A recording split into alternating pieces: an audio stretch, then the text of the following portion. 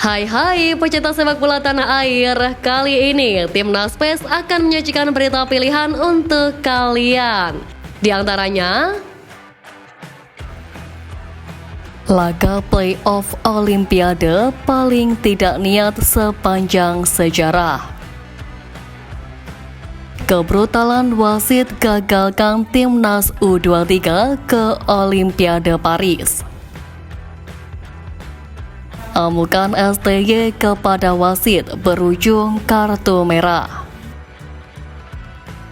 STY ungkap kekurangan pemain lokal Timnas. Jadi, simak terus berita Timnas PES selengkapnya.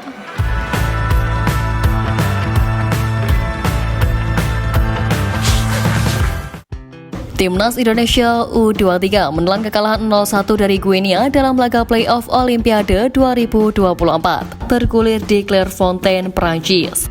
Guinea membobol gawang Timnas Indonesia U23 melalui tendangan penalti Ilaix Moriba pada menit ke-29.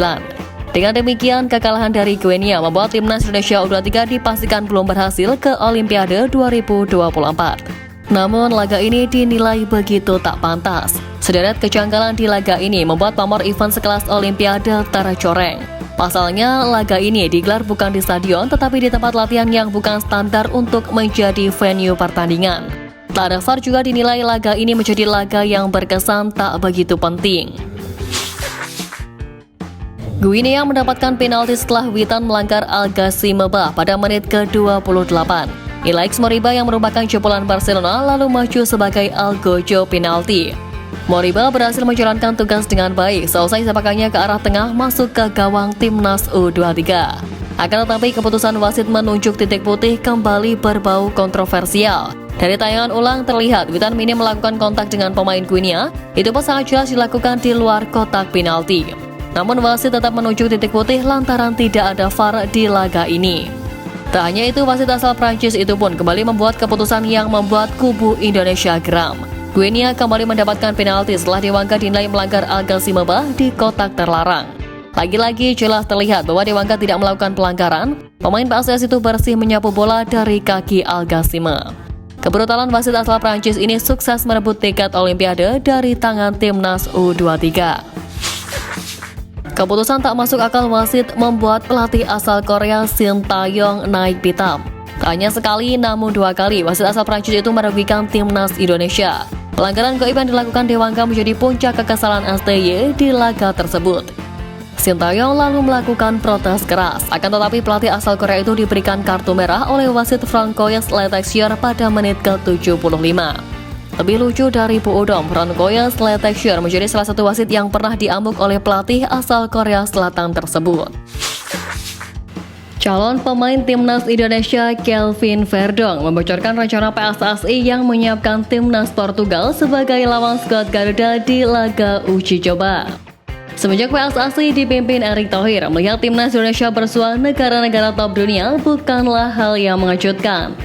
Di FIFA Matchday Juni 2023 lalu saja, Timnas Indonesia bersua juara Piala Dunia 2022 Argentina. Erick Thohir pernah berjanji akan menghadirkan setidaknya satu negara kuat di Indonesia. Sayangnya untuk tahun ini, janji Erick Thohir itu tidak bisa terrealisasi jika Timnas Indonesia lolos ke babak ketiga kualifikasi Piala Dunia 2026 zona Asia. Sesuai jadwal FIFA Matchday September, Oktober, dan November 2024 akan diisi Timnas Indonesia dengan laga-laga babak ketiga kualifikasi Piala Dunia 2026 zona Asia. Lantas, kapan laga Timnas Indonesia versus Portugal dapat digelar? Paling cepat laga dapat digelar pada September 2025 mendatang. Namun di sisi lain, Kelvin Verdong juga memiliki mimpi lain, di mana ia berharap dapat bersua Timnas Belanda suatu hari nanti. Sepak bola Malaysia sedang terguncang. Rentetan teror kejam terjadi dalam sepekan belakangan terhadap 3 pemain berlabel Timnas Malaysia termasuk Faisal Halim.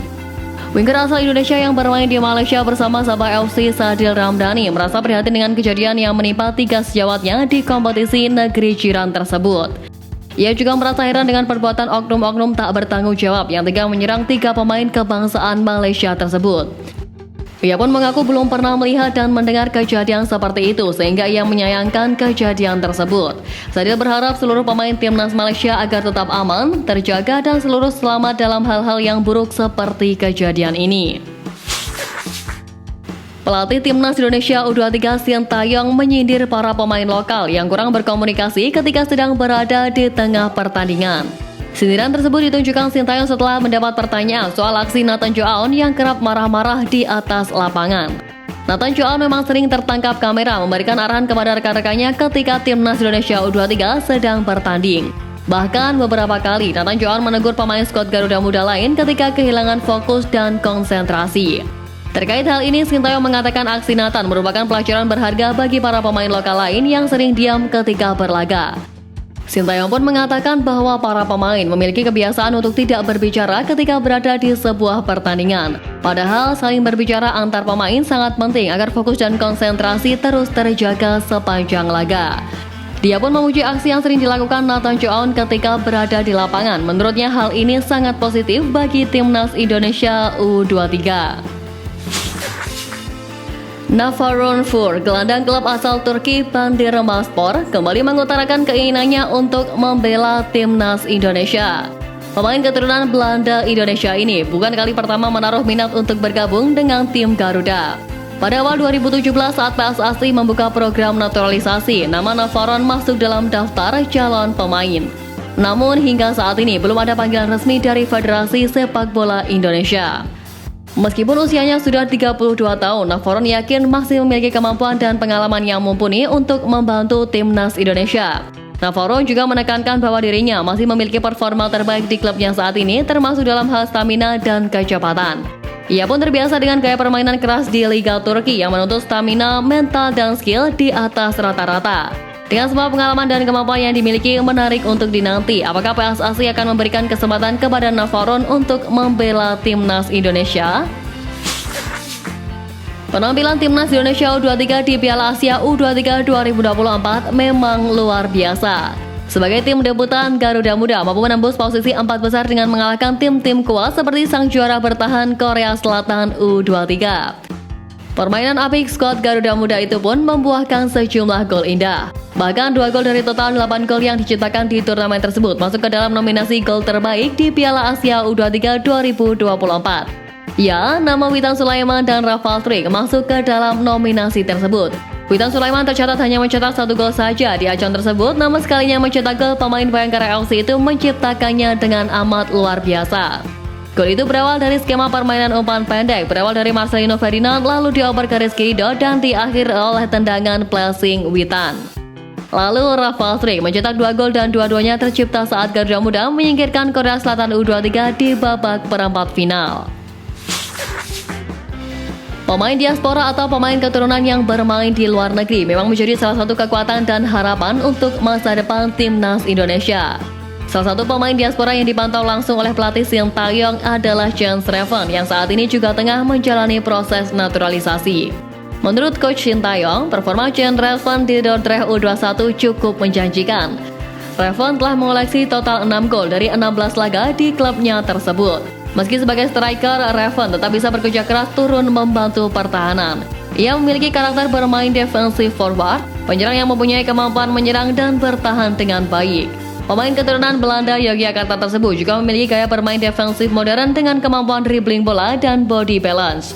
Usianya yang masih sangat muda membuat Reven jadi opsi pemain masa depan timnas Indonesia di berbagai kelompok usia. Jika resmi denaturalisasi, Jens Reven berpeluang untuk membela timnas Indonesia U20 yang diproyeksikan menembus Piala Dunia U20 2025.